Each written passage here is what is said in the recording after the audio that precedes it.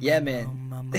let's kill that bass head. Alright, let's do this. I'm on the air, we got this pockets flow. It's me and Tony on the mics, we gotta let you know of current events, little gaming, sprinkle in some entertainment. We stay humble, but our moms still think we're famous. Turn up the bass and baby, maybe let that magic flow. Our spoken word is all the things you really wanna know. Having a good time on the show, T-Bows and Matty G. Tune in and hit subscribe and join us on the FAP.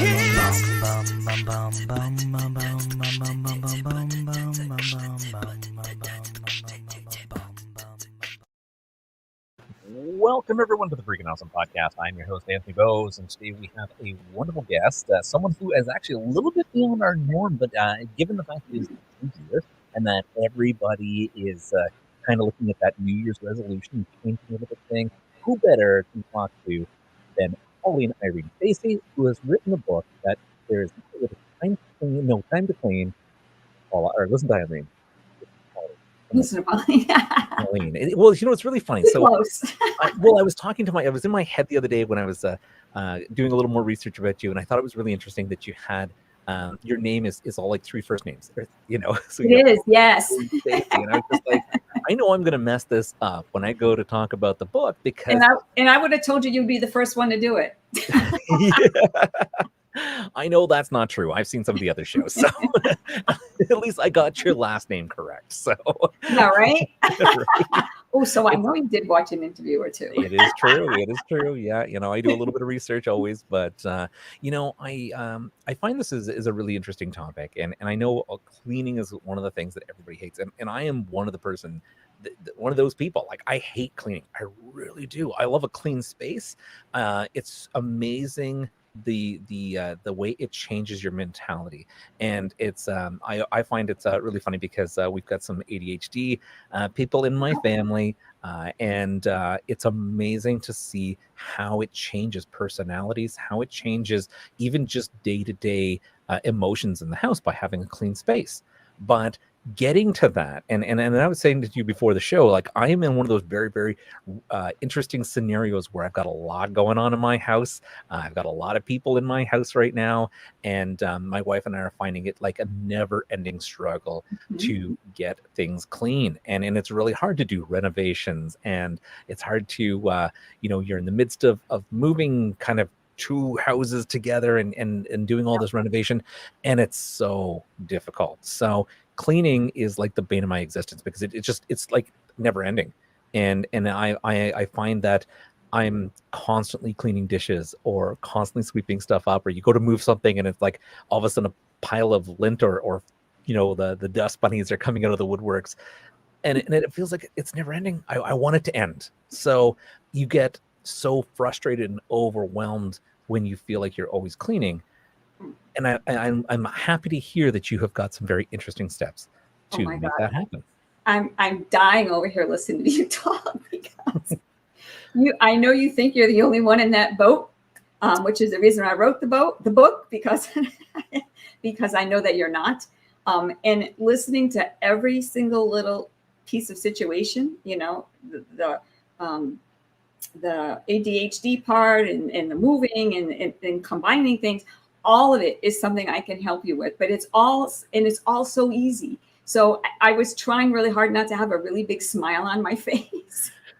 That's okay. We're all there. So you thought I was going to feel your pain, but instead I was like, all right, Pauline, don't start laughing at them. But I'm not. I'm with you. I'm totally with you, right? Yeah. So, yeah, you know, this book was actually written 33 years ago. Wow. And if anybody cares to ask why, I can talk about that. But I want to kind of get it right into what you were talking about, because there's just so much there. And I also, for those that are actually watching, I need you to see how small this book is. I actually call it a cleaning manual. Okay. And I'm going to, you see this? Yep. You see that? This book can make a huge difference in your life. Huge difference in your life. Cleaning is a topic no one ever taught us. Think about that. I'm sure your mom hasn't taught you how to clean. Nobody taught your mom. I mean, when I say how to clean, I'm not talking about, throw some stuff on a dusting rag and, do this, do that, right? I'm talking about a cleaning system. Yeah. So even when you if you went to high school and you took, what was that? Home economics, people took that class. They didn't teach you how to clean. Okay. So this book is a system. This book teaches you about a system on how to clean. 33 years ago, when I got the idea, I didn't want to reinvent the wheel. I was in school full time. I was a single mom. I had no child support. It was busy times. Okay. So I wanted to always use my time wisely. So what I would do is, I would go to the bookstore at night after a long day, picking my daughter up at daycare. And does anybody out there remember the old brick and mortar bookstores? Oh my goodness. I used to get lost in there. Yeah. So I would sit on the floor and I would go to through all the cleaning books and try to see. And so I was like, okay, there's nothing about a system. So when I first started doing interviews for the book just a couple of months ago, and I was saying this, I was like, wait a minute, Pauline, that was 33 years ago. You better get your butt on Google and see if that's still the case. I want you to know that it's still the case. I mean, I challenge anybody out there to find one because I really want to see if there is one. But I did spend a few days, a few hours each day trying to find something because I like to, be able to back up what I say. And so 33 years later, there's still not a system. The books out there are about tips, what to use on a stain, that kind of thing. Yep. And then organizing. Now, if you Google organizing, it's just pages and pages and pages of books about organizing. Yeah. Go to Amazon, literally thousands of books on organizing. But what I want you to understand is that if you look up the definition of cleaning in the dictionary, well, does anybody use the dictionary? The Google. I gotta get my mindset straight here, right? Okay, but if you look it up, it would say that cleaning it says the action of cleaning, of getting something clean. Okay, so the cleaning is the action of cleaning, of getting something clean. If you look up organizing is arranging things in a structure. So, two totally different words, right? Okay, so they're two totally different things. So where's Pauline going with this? When I was developing the system, I didn't do it on purpose. Everything happened because of my situation, and I had to hurry up and get the heck out. I was cleaning homes to put myself through school. So I'd go to school for 4 hours. I dropped my daughter off in the morning. I'd go to school for 4 hours. Then I would work till 6 o'clock, and then I would go pick her up. In those days, well, I heard it's still true. When you pick your kids up late from daycare, they charge you $25 for every 5 minutes you're late. Oh yeah, it's insane. And back in those days, it might have been $1 million because I just didn't have it. So where am I going with this? I had to hurry up, whatever I was doing. So if I was cleaning houses to put myself through school, I needed to make sure my butt was in that parking lot at 1 minute of 6. So I just got to a point where I would start to challenge myself, like, okay, I did this place, in X amount of time last week. Let me see if I can do it 5 minutes quicker. And so I just started doing that. At the same time, I was in school. I was studying business management. And I know that most people think business management is about making money, studying how to make money. But essentially, it's studying how to manage people in order to make money. Does that make sense? Oh, totally. Yeah. Okay. So one of the studies that I had, I forgot what type of class this was, but it was like a manufacturing class or something. But anyway, it was the study that they had done, and I believe it was Ford Motor Company, and they were putting parts on a conveyor belt. And they would have people do 3 or 4 things to one part before it moved to the next person. Okay. Yep. Then they studied that if one person did one thing to a part, what would happen? And what happened was the production was astronomically much more than if somebody was doing several things at the same time. So when you clean, for people that actually out there that actually do clean or take the time to clean, I'm sure you realize that it's like empty brain time. Does that make sense? Like you're just randomly thinking random thoughts because you're just cleaning. So it's almost like sleeping, right? You just think or meditating, like your brain is everywhere. Declutter what's going on in the head. Yeah. So one day it hits me that because cleaning is, you got to dust, you got to vacuum, you got to do the floors. So that's also all broken up. You got windows to do, blah, blah, blah. Mhm. So I was like, wait a second. If I break this up and turn it into a system where I'm doing one thing at a time, will this speed it up? Well, lo and behold, it was a whole different ball game. And I'm giving you, believe it or not, that's the nutshell version of how this system came about. And when I started to realize that what I could do in 3 hours, and I was thinking about being a single mom, being in school, and my whole family lived up north. I lived in South Florida. My whole family lived north. So I had nobody to rely on, like, hey, mom, can you pick up, Jessica when, if I don't make it, whatever. Yep.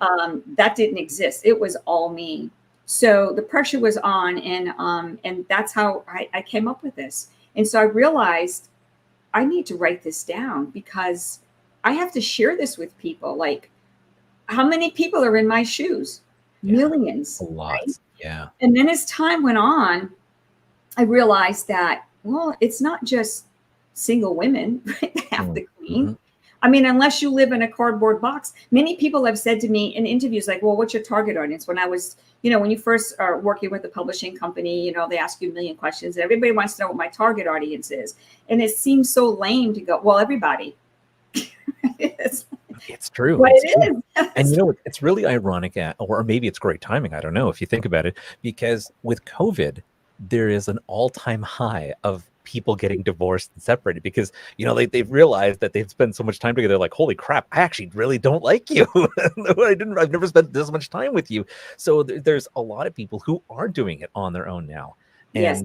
And they're realizing, especially when it used to be a team effort, or maybe, one person was earning the money, the other person was cleaning, then they're now having to be like, oh, I got to work and clean and my kid half the time.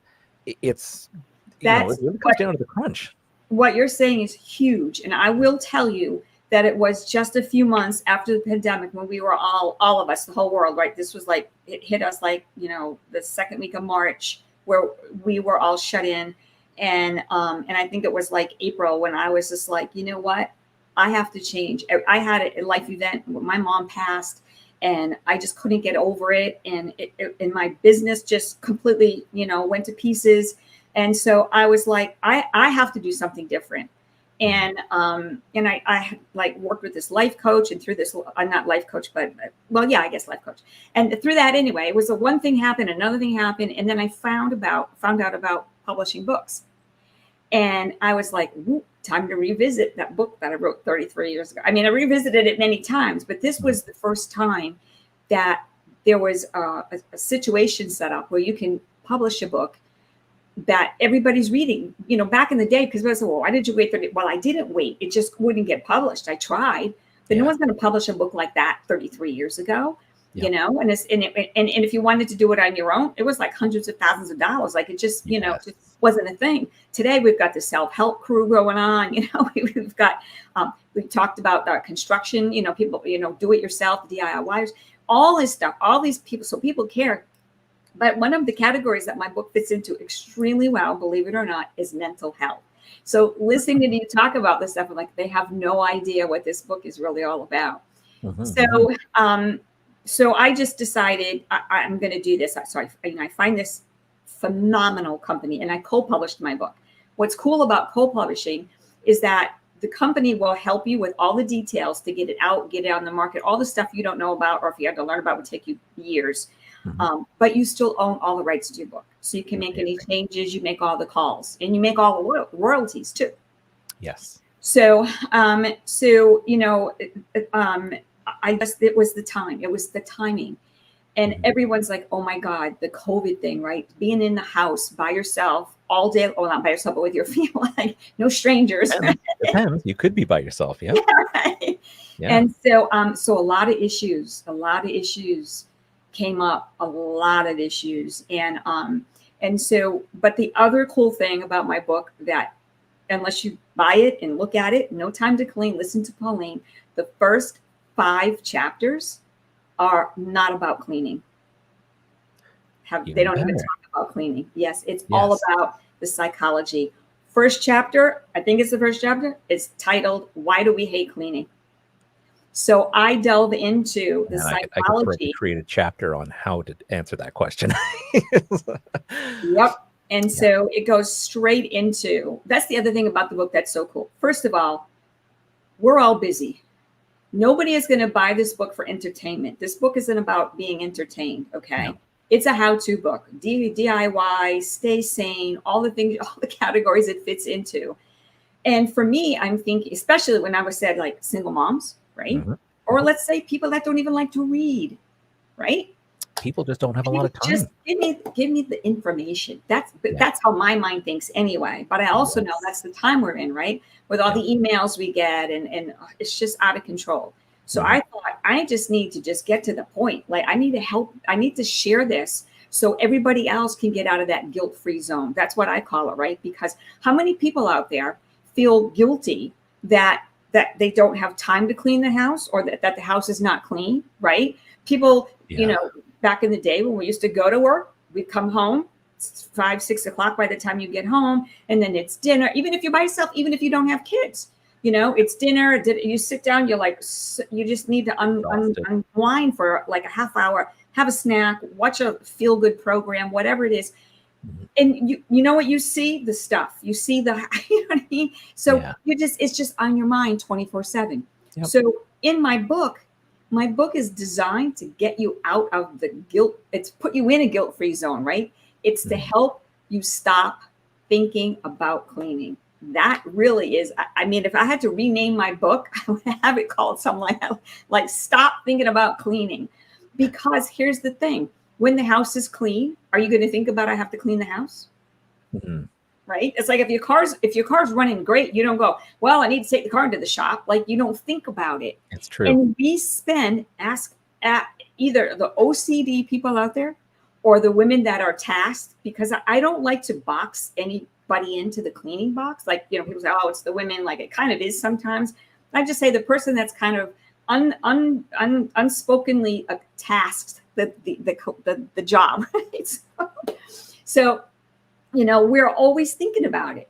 And it's because you just said at the beginning of the show, right? It doesn't end. Yeah. It doesn't end. It feels never ending. Yeah. Do, right? Yeah. As most tasks do. Yeah. So when you have a system to do anything, it changes everything. Mm-hmm. Right? Does that make sense? Because for me, it's like, if I see that there's a system and you know there's a plan, okay, there's a light at the end of the tunnel. And if I know that there's a light at the end of the tunnel, then as I'm working on this project, does that make sense to you? I feel like I'm going somewhere. But when there's no light at the end of the tunnel, meaning there's no system, you have no, you just, let's paint a scenario. I need your audience to tell you how many people this has happened to, okay?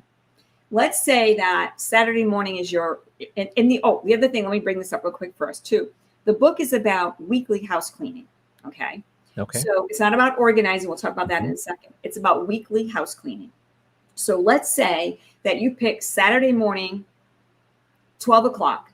That's when you normally start your weekly house cleaning, okay? Mm-hmm. So you walk into the kitchen and you say, I'm going to start with the dishes. And we're going to talk about that too. Why? That's a no-no. So I'm going to start with the dishes. I go in the kitchen and I start doing something with the dishes and I see something on the counter that doesn't belong there. And I'm like, oh, what is this? Like, oh, that belongs in the bathroom. Now I walk clear across the house, put the thing in the drawer that it belongs in, open up the drawer and go, wow, what a mess this is. See, I'd spend 10 minutes being like, which one of my kids was brushing their teeth in the sink? Like, I mean, you won't brush it in the bathroom. Like, we've got 2 bathrooms. You don't need to be brushing your teeth in the kitchen. So it'd probably be off track right there. No.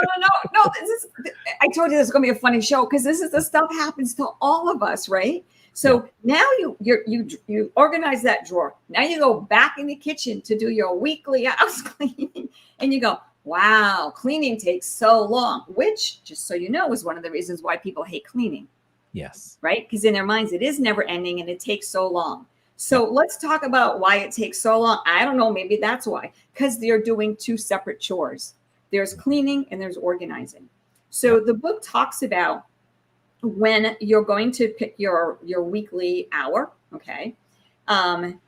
If you want to organize, you need to do that before the night before, the hour before, or not do it.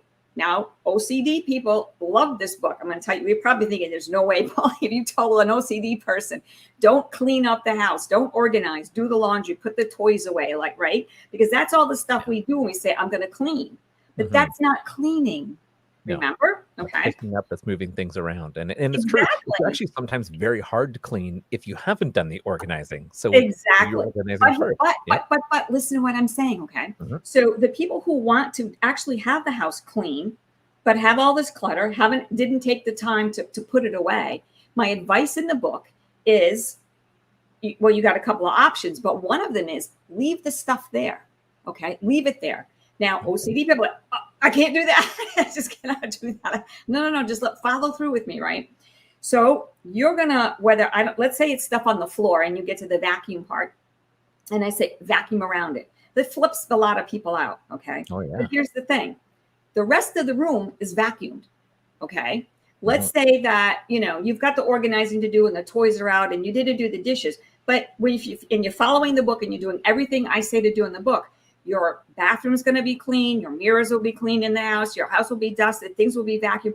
The cleanliness part of it is going to be done. And here's the other thing. Next week, that pile might be over there. So don't clean that spot next week, right? If you don't decide to organize ahead of time, you're going to clean the spot that wasn't clean last week because things have been moved around. So you get what I'm saying? Now, most people aren't going to do it that way. I'm just trying to help people think this through and realize that this doesn't have to be the worst horrible chore on the planet. Here's the other thing. Let's talk about mindset. Another thing, as far as time, right? It takes people a lot of time to clean. In No Time to Clean, listen to Pauline. I told you that the first 5 chapters don't talk about cleaning. What do we talk about? So one subject is, why do we hate cleaning? So I got a couple props for you if that's okay, right? So let's say it's my time to clean and I'm taking my stuff out and they bring out these lovely rags, right? These are rags. Who wants to feel good? Who wants to do a job with stuff like this? So, not me. So, it's fair. So years ago, I had already come up with this concept. Now it exists everywhere. But I disbanded the word rag and I called it a cleaning cloth. Okay. Automatically the term changes. But here's the deal. Today, look what we can clean with. Microfiber cleaning cloths. Look at the color. In my book, I had to change it because I just published it now, but it said, go to the linen store and buy your favorite color face cloths because it's the right size. But it was about color. Today, we don't have to do that. Amazon, Walmart, Kmart, wherever you go, they have, and they call them cleaning cloths. So automatically, right now, you see where the mind is shifting a little bit. That's right. You're getting away from the preconception of this dirty, already soiled rag, already looking more towards positive, cleaner. Yes, right. So, and here's another point. So how we dress. So the average woman will dress, put on your old raggedy t-shirt, your worst pair of jeans, whatever, flip-flops, put your hair up in a bun and no makeup, whatever. And then cleaning with those rags, right? And, oh my God, I'm talking about it, I'm getting angst, right? So I tell people this. Remember I said that I would go from dropping my daughter off to school, then I would go to school for 4 hours, and then I was involved in a lot of extracurricular activities, and I would meet with the president and stuff like that before I left campus. Then I have to go clean a house. Pauline didn't have time to change her clothes to that scenario to go clean a house. So I was dressed nicely. And after all those years of cleaning houses, hundreds and hundreds of houses of cleaning, guess how many outfits I ruined? 0. Really? 0. Wow. Because unless you're cleaning with bleach, what's going to happen? I just realized nothing. So here's what I tell people in the book. Well, the people aren't in the book, but in the book, I tell people, dress as if the scenario is going to happen. Let's say that your favorite college buddy is going to come and surprise you right when you're smack in the middle of cleaning, and they knock on you, no text, nothing. They knock on your door, and they're coming in the house and come to the house and they say, "Hey, let's go to lunch." That's the way you should be dressed for cleaning. Is if that person comes and all you have to do is take off your gloves, wash your hands, grab your keys, and roll. So here's what's happening, right? You feel good about yourself. You don't feel disgusting. That's right. You don't feel embarrassed that if somebody sees you doing this job, I don't want anybody to see me on my cleaning day. Like, that's how most people feel, right? Yep. So you see the trend here with the products that we're using, the words that we're using, the way that we feel about ourselves. And here's what seems to be many, many people's favorite part of the book. I've got a lot of reaction to this part. Also in the book, it talks about the atmosphere. So I tell people, what's the one thing that we can do to take our mind off of anything that makes us feel good? Music. Yes. Right? Yep. Traffic jam, waiting on somebody in the car, they're taking way longer, whatever's going on, right? Play your favorite music. And I tell them to blast it. Yes. And if anybody has a complaint, let's say you've got teenagers and you're listening to 50s or 70s rock and something that they don't like or can't relate to, you just say to them, when it's your week to clean, you can listen to whatever you want as loud as you want. But it's my week. See, I got a flip side to that. I would be like, help me out. This will go faster and the music will end. Yeah, absolutely. Yeah. So I go into the atmosphere. So the attitude in the atmosphere is everything. So with that said, can you really start relating to the feeling of it? Like the dreaded part kind of goes away, right? And then, I dedicated my book to the reader. And you don't see that often, right? It's mom, dad, my whatever, my kids, my grandma, like whatever. So that, and I'm pointing that out only because I really want people to understand that this book is about them. It's all about them and it's for them. And in the book, it will talk often about this when you're in the system, about changing it up, doing what feels good for you. Because I have many people say, well, this, that. I'm like, no. This is a like a model, right? A model for you to follow to help you get more time in your life, right? Because I believe everybody deserves more time for fun, family, and most importantly, yourself.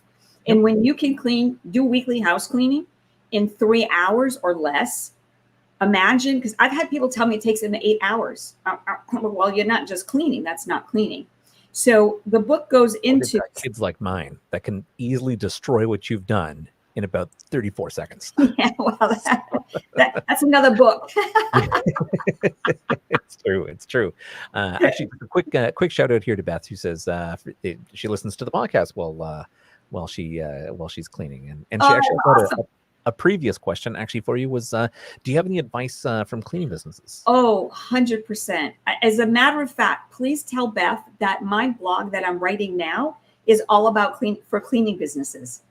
So that blog will be up on my website next week. But the most important part for cleaning business, I will tell you this. You have to do it 100%.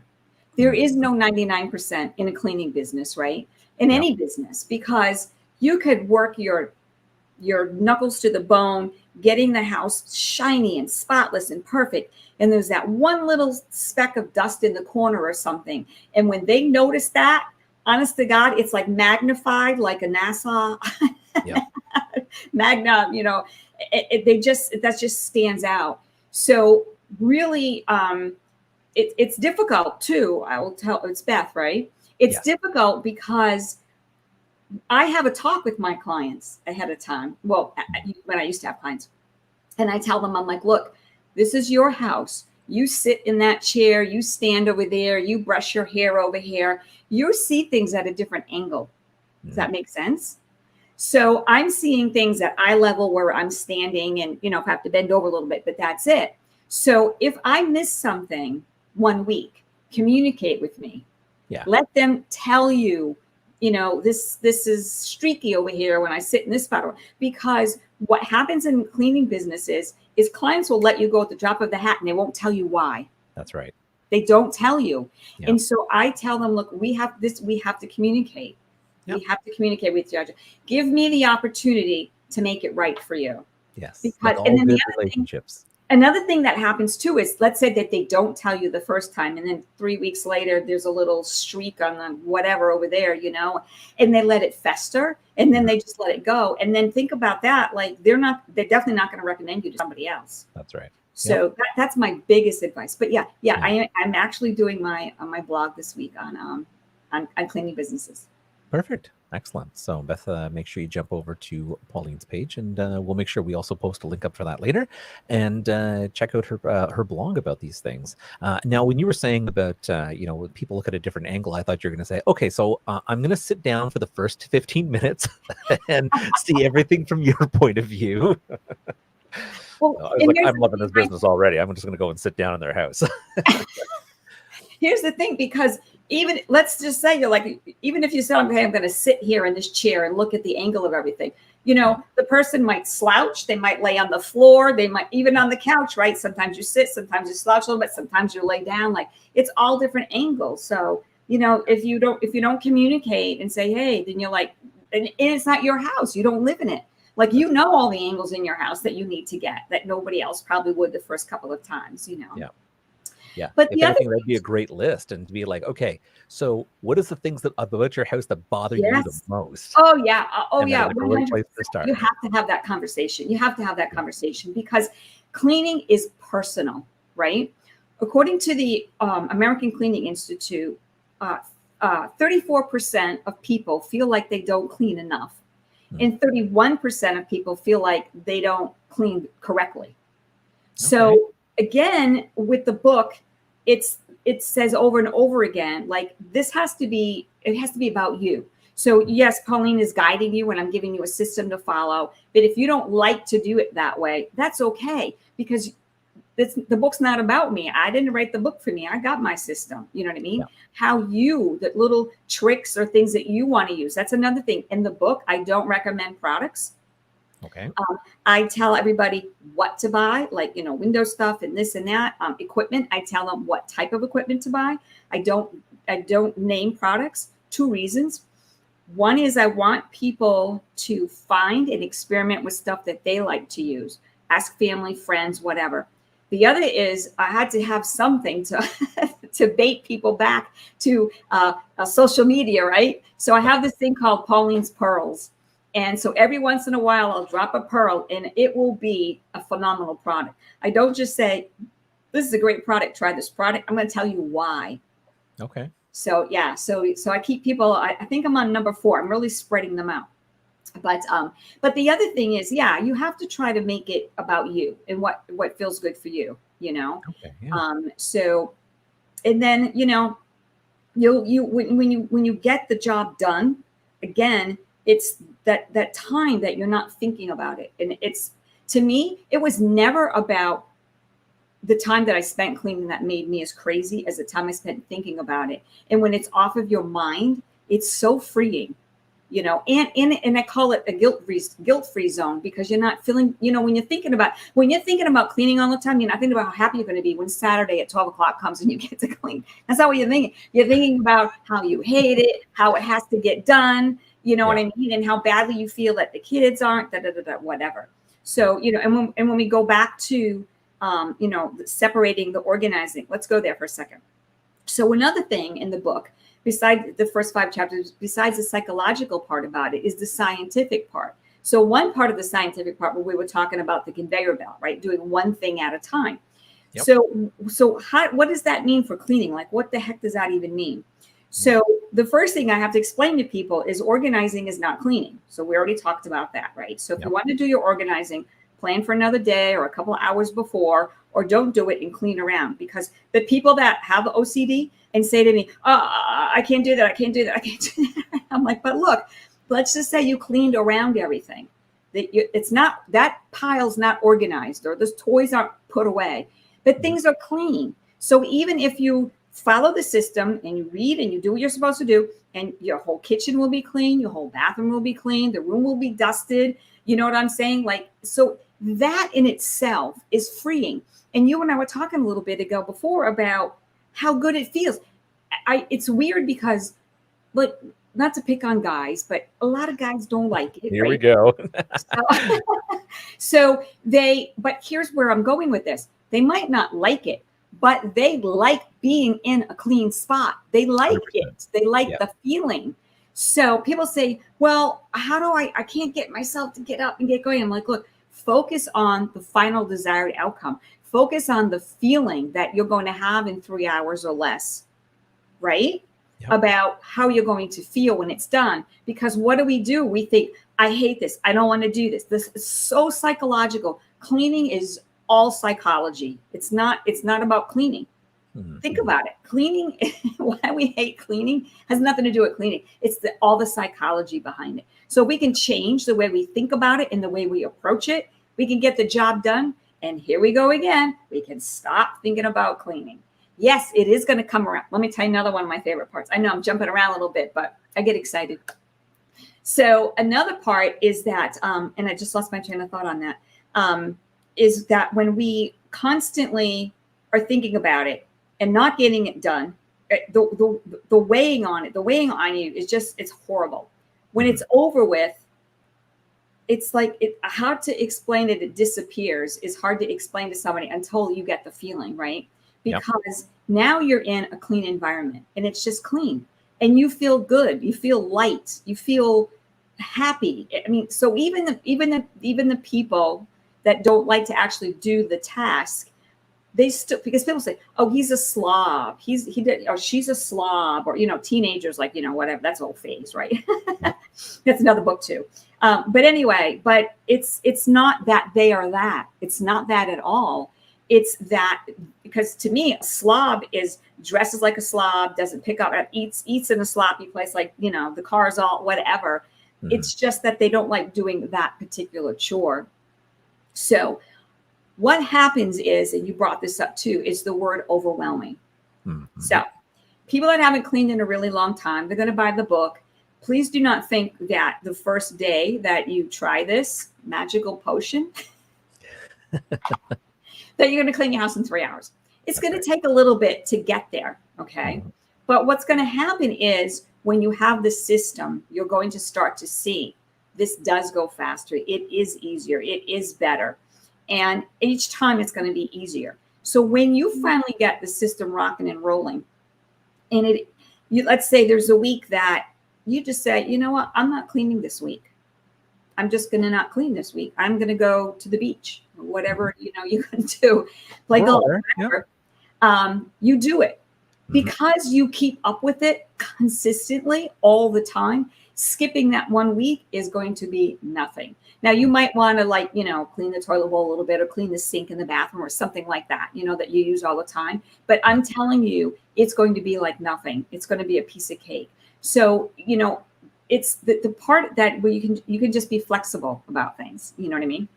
So people have to do things the way that they want to do. But I like to throw in those little ideas because I don't want everybody to think if I don't do this all the time, then I need to feel guilty, because the whole book is about not feeling guilty, right? That's right. Yep. So, going back to the first 5 chapters and not organizing, the other reason why people hate cleaning is because we mix it with all the other chores. So we want to do laundry on that day. We want to do the organizing. We want to put all the toys away. Clean the garage. Like we think, whatever. We have all these things like projects that we mix with it, and we call that cleaning. And that's what I'm trying to get everybody to understand. That's not the cleaning. Okay. That's right. So when you're doing just cleaning, mixing of things, stop trying to tackle too many things at once. Think about the conveyor belt, right? So do one thing at a time. And that's why I say do not stop. For people that are learning the process, it's actually going to feel uncomfortable when I say vacuum around the laundry pile that nobody put away or whatever's going on, right? It's going to feel uncomfortable at first. Not for a man. Well, I'm already loving this. It's just like, I'm going around that. Yeah, go around it. Forget it. You know how many times I hate having to move the coffee table? That's totally another task. Yes. And here's another thing too. I think I might say this in my book. I know I've done on my social media to talk about little ideas to help make it better. But what I would do for my clients, I would let them know. No, you always have to let your clients know. Don't do anything secretly, because when you do that, they don't get it. But I would once a week, I would do something. I would throw in one thing that's kind of been driving me crazy that normally isn't like a weekly cleaning thing. Does that make sense? So I tell people, like, this is not the day to clean all the outside of the cupboards. Like, people want to clean all the outside of the cupboards in the kitchen. Well, that's not the day to do that. This is countertops, the table, the toaster, the microwave, inside the microwave, like that kind of stuff, right? Yep. So maybe that might be one thing, like once a week, you might want to throw in one thing. The other thing you can do is, let's say you want to skip a week of doing weekly house chores.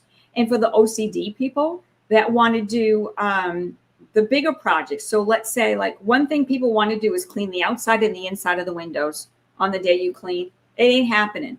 Yeah. You clean the inside. If you got sliders, whatever it is, that's what you're cleaning. So you're like, well, that doesn't even make any sense. Trust me, it does. Because on the day you finally decide that's your project and you want to do, like, let's say you skip weekly house cleaning chores one week and you do the outside of the cupboards and the outside of the windows, it's going to make a huge difference. So you can skip a week of doing weekly house chores and do little projects. You know what I mean? So are you starting to feel better just about thinking about having a system? Like, even though it is never ending, we can make it fun, and we can make it fast and change it around so that it doesn't always feel like you're just always vacuuming. Yeah. Because I know people, I've had people that interviewed me, they're like, oh, I vacuum twice. OCD. I vacuum before I do the dusting and after I do it. What is happening here? Wow. Yeah. So you have to understand about this topic. Everybody has to do it. No one has ever taught us. It's not going away. How can we deal with it and just take away the negativity? You know what I mean? Yeah. So the system, and I had somebody ask me one time in an interview, what's the number one thing you want people to take away from your book? And I said, well, it has nothing to do with cleaning. Like, wait, what? Yeah. It has to do with the fact that if people start to see that you can do a system with cleaning, something we've never been taught, right? Mm-hmm. And never consider, how do you have a system for cleaning? If you can do that with cleaning, you could do that with anything. And touching briefly upon that subject, you brought up the word hoarder. I've done hoarders. I've done their houses. Yeah. And that's a subject that I will talk about with anybody if you want, if you have questions. But I will say to you that even that, once you learn this system, your mind is going to start figuring things out for all other situations. And hoarding is one of them, because why does everybody, how does a hoarder get to where they are? There's two different reasons. But when you get there, when you're finally there, why is everybody overwhelmed? Because it's just such a big project. So that's even right. That I can teach. I've had people tell me that they're going to have to hire a crew. I'm like, well, listen to me first. Just listen to me first if you want to save money and try my way. And then if that doesn't work, then go ahead. But most people, it just works, Yeah. So it really sounds like the main purpose of this book is actually changing the mindset behind cleaning and why it is actually shouldn't be viewed as a negative experience, but really move more towards the positivity of this. Yeah, it's really the motivating factor for me when I had that split thought, oh my God, I have to tell everybody about this, right? The thought was that to take them out of the guilt thing, right? The guilt thing is huge. It really, really is huge. Yeah. Get them out of that, but then also to reclaim your weekends, to have time. You're like, how most people are not going to believe me that they could clean their house in 3 hours or less. And I'm going to tell you why. When I was cleaning houses, I was in Palm Beach County. I'm still in Palm Beach County. In Palm Beach, it's the wealthiest county in the state of Florida. Mm-hmm. So you've got these big, I call them museums. They're not even homes, right? They're just big museums where hundreds of homes. They don't even have family pictures. It's like, so when I had to clean my museums, but I realized that the system part of it is the same. No matter, it doesn't matter if you live in a 1-bedroom home or it doesn't matter. It's the same exact system. There's not a different book for everybody. It's the same exact system. And that when you start to see that it's broken down, it can happen. And so people that say, This one girl told me it took her 8 hours to clean her room. I'm like, well, honey, first of all, you're not just clean. That's not clean. Wow. You got to get people out of the train of thought of how to use the words correctly. You know, you are organizing your room. So you don't hate cleaning. Maybe you hate organizing. Mm-hmm. Mm-hmm. Does that make sense? Right. Yeah. And here's another thing. Another reason why people hate cleaning so much and why they say it takes so long. I'm talking about the actual cleaning. Let's say people have got that part done. They don't mix their chores. Mm-hmm. What happens is, going back to the scenario about being in the kitchen, ending up in the bathroom, organizing that drawer, going back, right? Where we randomly walk around the house. I know there's a lot of listeners out there who are like, oh my God, she's describing me. And let's say that they actually, which they probably don't, but let's say they say, okay, that's my day, right? Yep. 12 o'clock Saturday. That's my weekly house cleaning day. Yep. They just randomly walk around the house. They might vacuum a room and then go here and dust that and then go clean the toilet or whatever. So what's happening is you're thinking, what am I going to do next? And when you have to think, you move slower. Does that make sense? Because even though it's like 30 seconds, 15 seconds, it slows you down. Yeah. With the book, No Time to Clean, listen to Pauline, with the system, you're bam, bam, bam, bam, bam, bam, bam. There's no slowing down. There's no thinking. Let me tell you what else. So what I decided was, okay, Pauline, so you got this nice, lovely little story about, a little system to teach you how to clean. We're going to walk around with a book and go, okay, let me go to page 2, right? So I got this brainstorm where what I did was people that buy the book, the bonus is in the book where to go. But you go on the website and I printed out printer-friendly outlines. Okay. So that you can literally print these out, stick them in your bucket. Right. And then you cheat sheets. Exactly. That's what I was calling them. Yeah. And then you just follow bam, bam, bam, bam, bam. You know what I mean? So, and this way here, you don't have to take the book, but I will also tell you that I really challenge anybody to need more than the most would be 3 times of having to read it, because it's all intuitive, right? Cleaning in a circle. I even have a map in the book to show people where to start and how to think, right? Okay. Think about dirt and dust. And I tell people, try to visualize that you're moving the dirt out of the house, out the front door. Or if let's say you want to do it the back door, whatever, that's how you have to think about it. So I explained, so there's a map in there, shows you where to go. There's no thinking involved. There's even an illustration of how to set up your day. So here's where this is where you put the mop. This is where you put this is where you put this, this is where you put the bucket. I tell you what to put in the bucket. I mean, there's no thinking whatsoever. Just follow the system. So you can see after 3 times, you're like, I got this. You'll never need that. You'll never need to follow that again. That's right. Build that muscle memory. It's yeah. And then you'll see, okay, you really can clean somebody's house in 3 hours. It's very cool. Excellent. Well, it definitely sounds like a very interesting read. It's nice that it's a very thin and small read, which is another great thing when people are trying to get into something, because if the book is going to be a chore to clean or to read about cleaning, then it becomes a double chore, right? So by keeping it thin, keeping it fast, and keeping it, like you said, right to the point, that is the key. So, and I find with a lot of self-help or a lot of different books or manuals and everything that's out there, there is no such thing as to the point. So it's beautiful to see something that you have recognized as someone who, again, doesn't have a lot of time in their life. You need to make that time. So here it is. So it's absolutely wonderful. Now, I do want to take a couple minutes here to move to another part of our show where we're going to ask you some quick questions, and these are just things to get to know you as a person a little bit better. And maybe not so much as an author, but these are just some fun things. But it helps us put a person behind this book. Okay, so, shoot. Okay, so here's our first question: what made-up word would you register into the English language? A made-up word? Yep. Could be some type of slang that you've used, and you're just like, I use it all the time. It should be a word.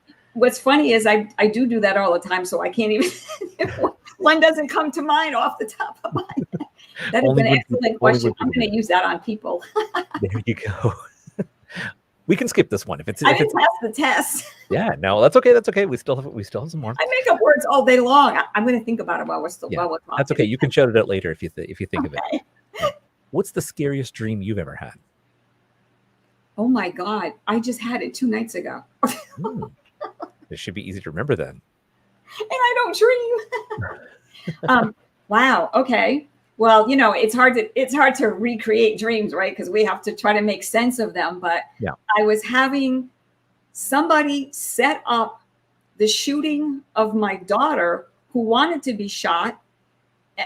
And I just, I don't know, it was crazy. It went on for hours and hours and hours. And I just kept remembering, like, if you do this, you can't take it back. And I was like, and then at one point I remember thinking, oh, I never asked her, why does she want to be shot? Like, it was just like a normal day. Like, oh, she wants to be shot. So we're going to set up somebody to get so mad at her that, so yeah, I shouldn't have told I'm assuming this is not a photo shoot kind of shot. I don't know, it was a shot. That's interesting. Wow. Well, we're going to have to get people in the I'm dream. going to have some psychologists now. If you could have a superpower, which superpower would you like? If I could pick one? Yep. Because I already have a few. Oh, okay. If I could pick a superpower, I'm working on this and I'm almost there. So I will pick on really not worrying about, what the rest of the world thinks of you. Okay.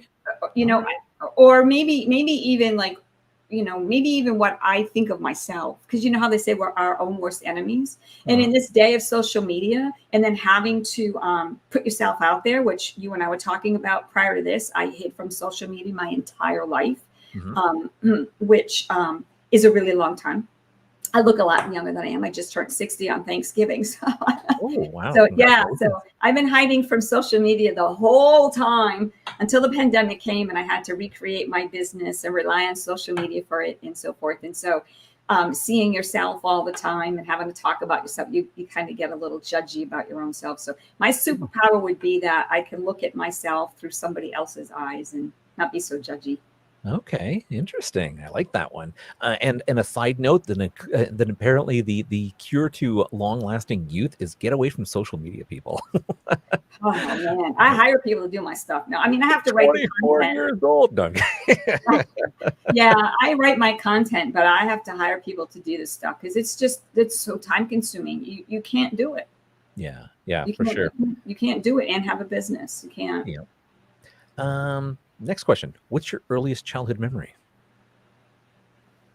I would say when I think I was 2 or 3, my mom lost her wedding ring in the garden. Ooh. And I helped find it. And you Yeah. found Yeah. I Excellent. remember that. Yeah, that's not even just a good childhood memory. That's a happy childhood memory. Yeah. Well, which is probably why I have it, right? And especially at such a young age, because a lot of times people don't have memories that far back. I definitely don't. Yeah, that's for sure. What makes you happiest? This Okay. right here. Right Excellent. here. Good. I like that. helping, All right. helping people, 100,000% helping Yeah. people. That was what motivated me at this time to put this book out. Oh, I thought you meant being on our show. Yeah. Well, yeah. No.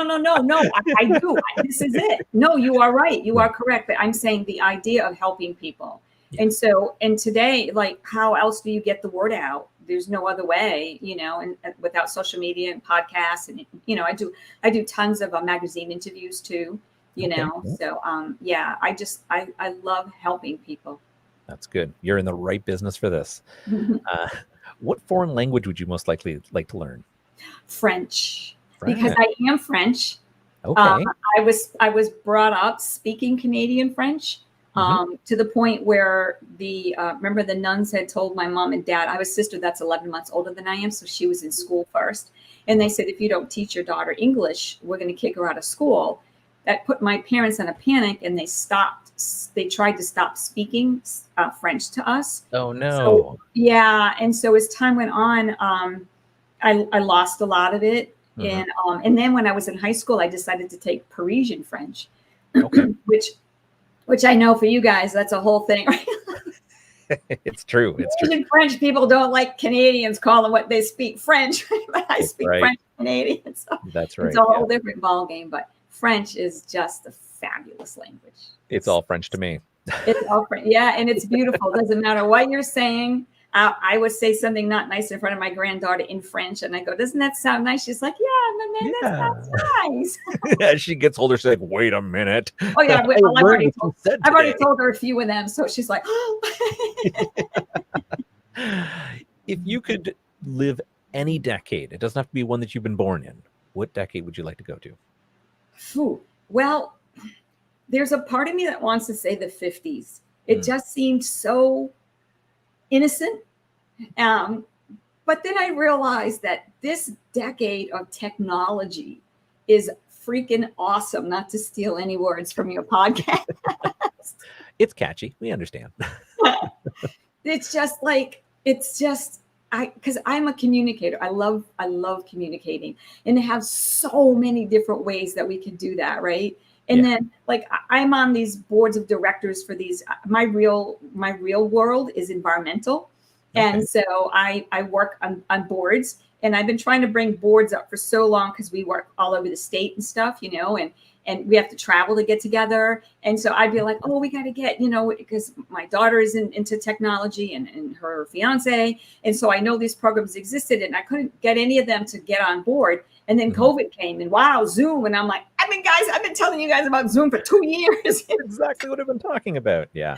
So it's hard to say. I love this time. I love being in this time. I love how fast everything is going. Yeah. It's true. Yeah. Okay. This will be interesting from the cleaning side point of view. Toilet paper flap over or under? Over. Didn't even need to ask. Well, I'm curious now. What is your perspective behind it? Is that a preference, or is there another reason? So would you believe the other day I just read this thing? I don't know if it's true. I don't even know where I saw it because I don't do the social media stuff. Yeah. But I actually saw something about if it's pulled underneath. I don't know where I heard this, that it actually saves paper, which I don't understand the concept. That's true or not. I just think it's stupid. Like, how do you have to go underneath the roll to find it if it's not hanging? You know what I mean? It's like, come on, just give me. I guess you have to look for it. See, I'm always so Tony. I'm always trying to save time. Yeah. So it's really fun. It's really funny because I have just learned from a past guest not too long ago that the original patent for toilet paper actually shows it going over. Oh, I like to hear that. So that was the original purpose, was to actually put it on so that the flap went over. Can I tell you something really, really funny about that? Yeah. I'm Catholic, and in the Catholic Church, if you wanted to get married, you had to go do all this stuff. There's these classes and stuff, and you go to the priest, and then you have to go to these classes. And so they talk about, it's kind of like counseling before you get married. So you get all the junk off, so they ask you these kinds of things, right? About the toy, about the toothpaste and all this stuff. And believe it or not, one of the questions was, one of the things they talked about was the toilet paper. See, because they recognize that it is actually a point of contention. So you are in the Catholic Church. Yeah. You want to get married, and they're like, okay, what side, where do you roll? I go under. You're going to hell. I can't marry you. It's like, that's it. This is over. All because of toilet paper. Thank you, Catholic Church. Yep. Oh my God. That's hysterical to me. What was the first movie that made you cry? I was never a movie person. Again, I was always busy. Movies, I don't even know. I would have to say You're Gonna Die because this movie hasn't been around. Well, I guess it kind of has, but I just never watched TV. I either watched sports or I was studying. So it was one of those two things. I think maybe the Titanic. Okay. Yeah. It's not necessarily to say that was the first movie I ever saw. No. But thinking back, I would have to say I would have to say probably that movie. Yeah. It was a good mix of not only good cinematography, but the music that really pulled on people's heartstrings. Yeah. And the fact that you knew it was true. That's right. Because a lot of times when I watch stuff, like, to stop yourself from crying, like, Pauline, this is a movie. This is stupid. You know what I mean? Don't get dragged into that. Right. It was true. Yeah. Yep, for sure. Ooh, I like this one. Do you believe in aliens? I believe in everything. Just because we can't see something, touch it, feel it, smell it, whatever, whatever people want to call an alien, everything is energy. Yes. So if people are just saying that an alien is something out there that is not us, then yes, there's definitely something out there that's not us. We're on this one little ball that rolls around, you know what I'm saying, right, far enough from the sun to work the way it works right now. But to say there's nothing else going on out there, I think is just is crazy. Yeah. 100%. Yes, I agree 100%. With you. 100%. Yeah. How would you spend $100 million? I would go to people's houses and clean their house. No, I'm kidding. Maybe not. 100 charity. It has to be charity, right? It's so hard today when you're a giving person, and you look at veterans groups, then you look at children, right? Yeah. You look at sick children. You look at the homeless. Yeah. You look at the elderly. There's just so many different categories. And when you're not a multimillionaire and you have to give kind of on a budget, I should say, you have to pick and choose. And that's really hard. I've been working this is my 5th year with World Vision. I don't know if you're familiar with them, but I was really touched to learn that, what's the princess that's not a princess anymore when they got married? What's her name? I can't believe I got Diana on my mind. So yeah. But anyway, but her, and they did I watched a special on her. Yeah. And she works. Pardon me. Is it Princess Fergie? No. I'm just really drawing a blank. But anyway, I was moved to learn that she worked with World Vision, because for so many years I heard so many negative things about donating, because when you just send your money to these different places, right, you just never really know. And there was once the scam that was going on for the longest time that everybody was shocked. I remember this was many years ago, but it was a very popular charity and it was all a scam. And so I was always afraid to get involved like that. But with World Vision is amazing, because whoever you sponsor, they send you their pictures. And I send, before COVID, right, before I could mail stuff to her. And I would get pictures of her wearing the stuff that I sent. So I knew it was legit, you know what I mean? So World Vision is amazing, because they just go through all the world and they go in the poorest areas and they just stay there. They stay put for like 12 years and they have a plan, right? They have a system and they teach them how to use the land, and they bring water to them. That's what's really important, because a lot of them don't have water. My whole life's about water. I work with the Everglades Coalition, and in the Everglades, 8 million people rely on the drinking water, or they're drinking water from the Everglades. So it's all about the water. I would spread it around, man. Spread it around. Spread it around. Share the wealth. Yeah. Are you left-handed or right-handed? I am right-handed. Okay. What gets on your nerves? People that just talk too long and can't get to the point. hence the book. Sometimes, yeah. Yep.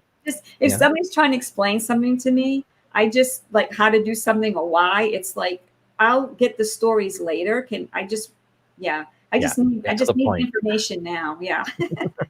All about efficiency. Yeah. I don't tell them and I don't show it. I just want you to know that I'm very polite, but inside I'm like, just, oh my God, hurry up. Fair. Are you an iPhone or an Android person? iPhone, and only because it was just what was going on at the time, and that's what like my daughter knew, and so you know when you got teenagers, that's what they show you, and so you. That's right. Yeah. Okay. That's fair. Got to go with the masses, right? That's right. What do you do when you can't fall asleep? Oh, meditate. 100%. Yeah, definitely. Yep, that's a fantastic one. What's the last thing you did just for yourself? The last thing I did just for myself, I went away for Christmas. Where'd you go? Somebody called it this. I've been doing this this was my 5th year now, but I go away by myself for the whole holiday to my favorite place to stay in Orlando. And I do something that I don't normally like to do, but I shop. There's one of my favorite stores in the world they're all in New England, but there's only one in Florida. Okay. So it's close to where I stay. And then they have a beautiful basilica in Orlando that I go to for midnight mass. So it's kind of my retreat. So that was very recent. Very If interesting. you had asked me that before, it would have been a long time. Well, I this really goes to show how much you enjoy Florida. I mean, I love Florida, and I was down in Florida with my family for of course we were going to Disneyland, and we went around I think it was late November, and it was the That's a weirdest good thing for time. me. It was the weirdest thing for me because I'd never seen people decorate palm trees, and Oh, I thought it yes. was the weirdest thing, but then I was just like, I really like this. This is, you know what? It made me realize that it's not just for pine trees. Oh, yeah, It was 100%. amazing. I really think thought that it was a lot of people that come here from up north, they're just like yourself, like just blown away. Mm. And there was a part of me when I first came here, because I came here from New England, and I thought, oh, these people are just like, the amount of decorating that they do is astronomical. As time went on, I realized, because it's warm, right? We have so much time and it's warm and it's nice. So people I don't want to say overdo it, because I just don't believe in such a thing as over decorating for Christmas. But that's what I used to think oh, they're just overdoing it because they don't have snow and whatever. But we just have a lot of time on our hands and the weather's lovely. And we have to do something, right? Especially because most of the people here are transient, right? From up north. And so 1 million people per day move to South Florida. Oh, wow. That's a fact. That is not something I'm making up. That is a fact. I work with developers and I work with legislators, and we're always talking about growth. And and so they all come from someplace else. And Good to be a realtor. Let me tell you, they must be rolling in it. Oh, you have no idea. It's phenomenal. Crazy. Yeah. What activity makes you lose track of time? Meditating. Yeah. 100%. I can see that. Yeah. Because when I have certain ones that I do, and so there's this one in the morning that I just recently got addicted to, and it's only 13 minutes. And Okay. I swear to God, it is literally the fastest 13. When it's over, I'm like, no. Keep going. It's like the fastest 13 minutes ever. But that does make you lose track of time. Yeah, for sure. All right, I got two more. What is the best thing you have ever eaten? Lobster. Lobster. Okay. Yeah. It's so funny because Wait, you had to ask me that? well, I look at lobster because I'm not a huge seafood fan, but I look at lobster and I think it's a big mud bug, right? But the fact I think people love lobster because it's an excuse to drink butter. I think a lot of people, because you just keep spinning and washed around in butter, and you're just like, this is the greatest thing in the world. It's probably why I like lobster. It's pretty darn good. But I will tell you, if you love lobster as much as I do, and if you come from New England and you visit in the summer, everything's lobster sandwiches. I have to tell you something phenomenal. If you go up north into New England in the summer, because it's seasonal, you can get a lobster sandwich at McDonald's. Ah, yes. We have that in PEI. I do not know if anybody out there is as shocked and awed as I am, but that is stupid crazy. It's definitely gourmet when you think of it on the scheme of McDonald's, right? I eat no fast food at all. Zero. Okay.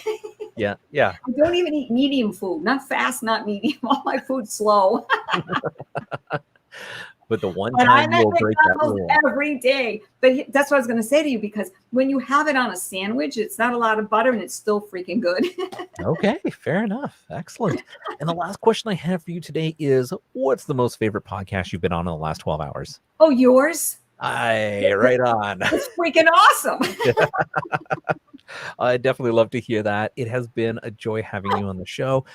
Nice to know that, of course, for all our listeners that are on the road and haven't had a chance to see the live episode, we'll make sure that we put a beautiful picture of you up on our website under our guest section, as well as links on how to find your website and to get a hold of your book as well.